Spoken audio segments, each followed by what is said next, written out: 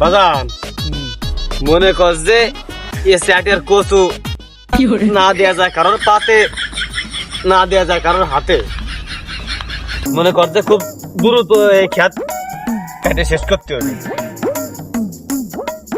আব্বা জানো যে এ বাড়া দেয়া যায় না কারোর পাতে, না দেয়া যায় ভাতে, তাই এ বাড়ার কিছু লাগাইছিলে কে তুমি?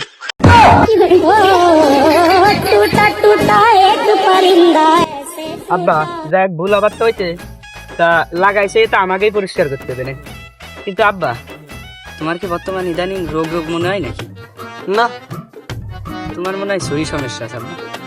না না, আরে কি কোস, একবার ক্লিয়ার দিয়েছ আমি সেই সমস্যা মানে। ও বাড়া দেখো না তোমার ছালটা বড় হয়ে গেছে, তুমি দেখো না?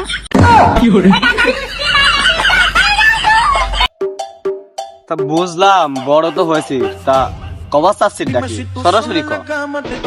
আব্বা ওই পিসের মাল এক্সেসা, তার ছেলে কিছুদিন আগে আমি দেখছি এতটুকু আমার সাথে বেড়াইছে, ও কিনা কালকে আমার বিয়ের চিঠি দেয়, কয় কাকা বিয়েতে আইসো। ওই পিসের আজাদ কাকা তার ছেলে, তার আমি কোলে নিছি না কত, আনছি সেই আজাদ কাকার ছেলের নাকি আগামী সপ্তাহে বিয়ে। ও যাই কোক, ওর কথায় পাত্তা দেওয়া যাবে না।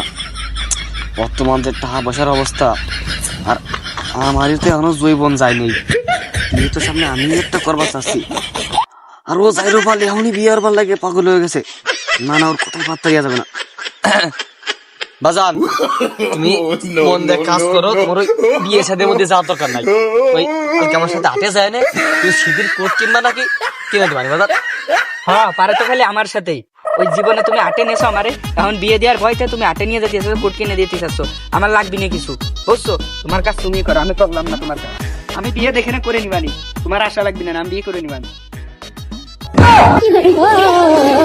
टूटा टूटा एक परिंदा ऐसे टूटा।